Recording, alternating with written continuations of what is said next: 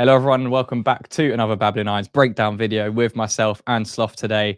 This one's an interesting one because it seems like we're just getting constantly linked with wingers out on that right-hand side, Sloth. This time it's Matias Soule. He was on loan at Frosinone last season from Juventus and had a very, very good spell there. And yeah, it looks like, as Fabrizio Romano has tweeted, that we're showing concrete interest in Soulé among other clubs. Looks like he could leave this summer if a good proposal comes in for him, the Argentine winger that is. And we've been monitoring his progress in the Serie A this year. So yeah, before we kind of get into the statistical breakdown of him, just as an overview, he's still only 21 years old, just turned 21, predominantly plays out on that right-hand side on the right wing position. It's quite tall for a winger, around 6 foot, and he scored 11 goals and 3 assists last season for Frosinone in the Serie A. A lot of those goals were penalties, and as you mentioned off air, Sloth, a lot of his expected assists were a lot higher than 3. So in general, just as a kind of overview, we'll get into the stats in a second, but he's more of a creator, it seems, at the moment, at this stage of his career, rather than, those 11 goals are quite deceiving because, again, he takes the penalties. He's very good at penalties. But, goal scoring isn't something that's massively part of his game right now, other than kind of those set pieces from the spot kick. So, yeah, it's an interesting link because obviously we've signed Gilherme now, and we've got Bowen out on the right hand side. We've also got Kudusu who can play out there. So it's an interesting link. But what do you kind of make of Matias Soule? Is it a potential signing that excites you? Yeah, I think he's a fantastic young talent, and as we kind of said, like off air, I think he's very similar to Cole Palmer in quite a lot of aspects of how he plays. And he scored 5 out of his 6 penalties that he's taken for Frosinone. And I think that when you look at the fact that he's got 3 assists, but he could easily have 5, it should tell you the fact that although he's playing in a team that aren't as good, they're not one of the better Serie A sides, and I mean that with all due respect. I think that when you factor in how he plays, he's quite a tenacious little player. He's quite agile on the ball. He's quick, but he's not absolutely rapid. It's the fact that he can shift the ball. He can move it easily and then look to play in someone else, link up with someone really quickly. I think that's what's going to set him apart in terms of wingers that are about. He's very weak in the air, which is strange for someone who's 6 foot. And you would think that'd be something that I think will come later in his game. But in terms of a link, I think it's really exciting. It's kind of like what you just said there. I'm not sure it's what we need. It's definitely not one of the most urgent areas of our squad that needs addressing, but what a player. And for 21 years old, I think he could make the change over. It would give us the versatility that we could play Kudu central, we could utilize Gilherme in the middle as well, and then focus on Jared Bowen and Soule on that right hand side.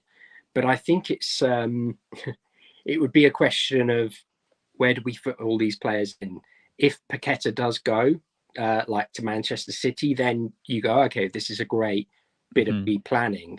And if he's banned, then again, you say it's a great bit of pre-planning. But if none of that happens, it's very much a case of stockpiling lots of talent, which look, wow, what a situation to be in. But you don't want to get a ton of players and then suddenly someone kicks off and they're all unhappy. Yeah, no, exactly. I think in terms of the type of player he is, as you said there, he's someone that's he's a creator, and he'll look to come inside when he can off that right hand side and play those passes through to his teammate. His vision is very, very good, and his technical ability is fantastic. He's obviously left footed as well. Quite left footed, I would say, quite one footed with how he plays, which is kind of, again, I'm not a massive fan of players that are just so one-footed, like aesthetically. And I know it's just something that annoys me about footballers, but I know there's more to it than that. And, he can obviously play with his right foot. It's not saying that he's completely one-footed, but it is something I noticed when we were kind of doing the analysis. But as you say, he's still only 21 years old. It's a good link to be. It's good that we're monitoring him and have been for the last year, and they're the types of players we're now looking at in terms of the scouting we're doing. So let's take a look at some of the statistics from this season that he's had. In terms of his shooting, again, as we mentioned here, his goal percentile is quite high, but again, he's scored a lot of penalties. And without penalties, his XG was kind of like around 5.7. And yeah, you can kind of see here he's taking around 2 shots a game. His shots on target is quite low. His percentage again is very, very low down there. But yeah, you can kind of see there the shots from free kicks, which kind of leads us onto his passing statistics as well. So this is definitely the area to focus on with Soule. He's a fantastic passer of the ball. His vision is excellent for his age. I think the way he sees the game is quite unique in terms of, the type of winger he is. As you said, similar to Cole Palmer, he's that type of creator, not the goal scorer that Cole Palmer currently is, but the creative player who likes to come inside and make things happen. And you can kind of see at the bottom of your screen there, at the very bottom, progressive passes. He's averaging around 5.71. Passes into the final third, he's averaging around 3 per game. Key passes around 2.36. And again, some of that is inflated by the fact that he's a set piece taker as well, which is a massive plus to be able to do that. He's 21 years old and he's the penalty taker for Frosinone. You mentioned at the beginning he scored 5 out of 6 penalties. That's a good return. It's not a bad return at all for someone that's taking that responsibility at such a young age. And he also takes free kicks. I think he scored a free kick last season as well. Takes corners. He's more than just an open play threat, which James Ward-Prowse was praised for. It was one of his biggest things. With Soulé, it's not it's not something that he's just restricted to. He's not just a set piece merchant, as most people say online. He's got a lot more to it. But I think the fact that he's stepping up and taking set pieces, Slough, at such a young age is kind of a testament to the confidence and the ability he has as a footballer. Yeah, I completely agree. He's a young man who doesn't lack confidence, and you can see it in how he plays football, how he likes to run at players. And we mentioned he's not the quickest, but one thing that he does do is I don't want to compare him to Messi in his ability, but Yeah, when you watch him, he does that. Well, particularly when you see clips of young Messi, he runs at a player, changes direction, and then changes again. So it really unsettles the opposition. And I think that's one thing that is it's really interesting watching him play, because he understands that he can get that yard yard away from an opposition player, but then he has to do something with it. And I don't want to pile onto him, but Ben Rama was particularly sort of suspect at this. He would beat a man, run, and then get caught. And I think when you have someone who understands the game the way that he does, and he will be looking for outlets around him. If he were to have a Kudus in the middle, Bowen up top, or something like that, then that's a complete and utter game changer, because he will look to play those incredibly dangerous players in. And the quality of his passing, it's not just the fact that his set pieces are good. It's the fact that his passing, he's not afraid to play over little chips. He's not averse to kind of hitting a really low ball into the box from out wide. They're quality delivery. Yeah, no, I completely agree. I think having that type of player at 21 years old, who's just turned 21, in April, is so unique right now. It's very hard to coach that style of play that he's got. Those, as you say, he kind of has that instant agility to beat 1 or 2 players with the kind of the instant turn.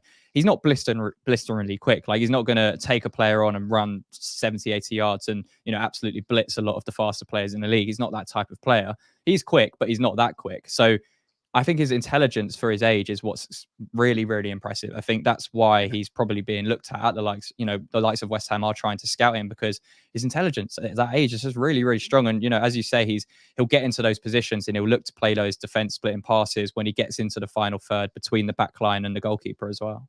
His intelligence reminds me of Berbatov, when he had Rooney and Ronaldo or just bombing forward, and then he would just kind of waltz into space. And that's what Soule does when if he's got the space to play, and he'll find it. And if you have Kudus, Bowen, creating that sort of bombing forward, dragging defenders over. He'll just sort of sit in the pockets, and that's how he'll score his goals. And I think, as you mentioned, that's something that is really hard to coach. It's for such a young player to do. It's quite rare, and I think when you're looking at the sort of valuation put on it, it's a really tough deal, because there, as we've said, there are more urgent areas of the pitch for us to address and to sign, but these sort of deals potentially they have the option and the chance to make a massive return on the pitch and potentially financially. That's why doing these player breakdowns is so tough, because there's so much talent right now out there on the market. I think you're right. Like, if this was the polar opposite and we were talking about a right-footed left winger that was a similar player, we'd be absolutely loving this deal. It's just, again, that the fact that we've got so many players on that side now, it makes it a little hesitant, but we'll get onto that at the end of the video. Just to kind of wrap up his stats as well. So again, you can see the type of passes that he's taken. You can see kind of high on the percentile for corners, free kicks, dead balls as well. But also, you can kind of see the difference in what he's producing in terms of passes attempted. And then you've got the possession stats. So again, what we were saying there, he's someone that will also look to take people on with that kind of quick, agile movement. He's not blisteringly quick, but he's good enough technically, and his football IQ is smart enough to take people on, which is why, he's averaging almost 7 take-ons a game and completing almost 3 take-ons a game, which puts him in a really high percentile compared to other wingers in the top 5 leagues. And again, you can see slightly lower down, those carries into the final third. He is someone that will find those pockets of space through his intelligence. Like you say, he'll kind of wander into those spaces between the lines and progress the ball and carry the ball into the final third and then look to make that decisive pass. So it's a really exciting link, man. And yeah, I think, just to kind of end on his statistics, you can kind of see the goal and shot creation that he's got. So again, just kind of reinforcing the fact that he's not just doing it from dead ball passes. You can see he's quite high up there in the 80th percentile. He's also creating goal and shot actions from his take-ons, from his live ball passes. There's other actions that he's doing other than the set pieces. So, yeah, I mean, for around a rumored 25 million euros, this deal, Slough, it's a really exciting talent. I think he's in 2 or 3 years' time, like you say, his value could be 2 or 3x what it is right now if he goes to the right club and gets the right game time.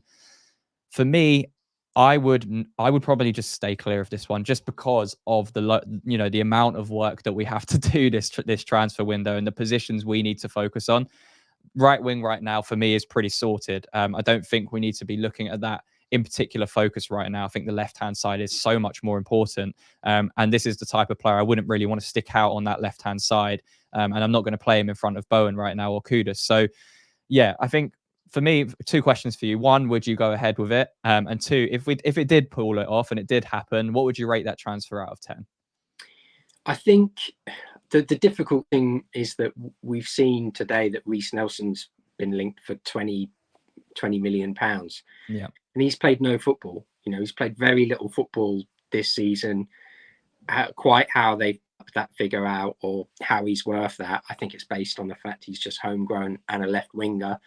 And they know there'll be a market for it. But I kind of look at the disparity between the two. This is a guy who's had a full season. He's been absolutely sensational, and I think would cost around the same amount.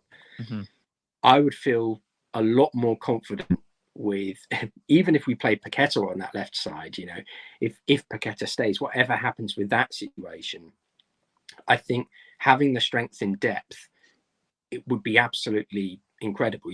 We could play Bowen up top, we could play Kudus in the centre. If Paqueta does get banned, then we have cover. We've got a bit of strength to make some changes.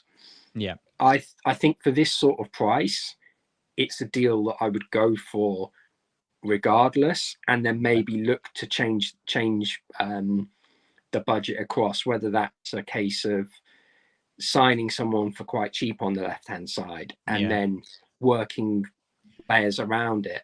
I think when you get a player with this sort of quality and potential, maybe it's one that we just go, we'll take a chance on it anyway. Yeah, it's tough. I think, you know, if I was just judging it on quality and the addition to the squad, I'd 100% be behind it. I think 25 million euros is a really good price for him right now for this stage of his career and what he's produced last season for Frosinone in the Serie A. I'm just hesitant, just because I know how much work we have to do this summer. And as you say, there's the uncertainty around Lucas Paqueta. The fact we still don't have that left winger. You know, people will say Cornet, but again, he's likely to depart as well. So I just think we need to focus on that left-hand side. But yeah, just to end, Sloth, what would you give it out of 10 if we did pull it off for 25 million euros? I think if we did sign him, I think it's a 9 out of 10. Like, I think he's a fantastic player. And as I mentioned, he's got all the sort of physical assets to thrive, especially for someone so young. I think when you combine that with the fact that we mentioned just how smart he is on and off the ball, that's the sort of recipe that very rarely comes along at such a young age. And for effectively just over 20 million pounds, I think it's a really good one. I think the only thing stopping it being a 10 out of 10 is just how do we fit all these players in? And I think it's a nice problem to have. It's one that I'm not really very familiar with in my time supporting West Ham. Honestly, but it's one that makes me feel a bit nervous, to be honest. Yeah, it's mine. It's a strange feeling, isn't it?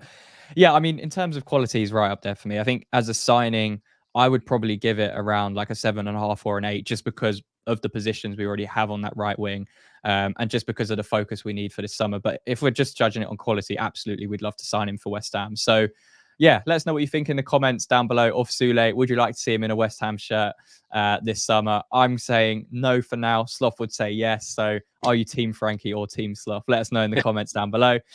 Leave a like on the video if you enjoyed the breakdown. Subscribe to the YouTube channel if you are new around here. And Sloth, till the next one. Come on, you irons.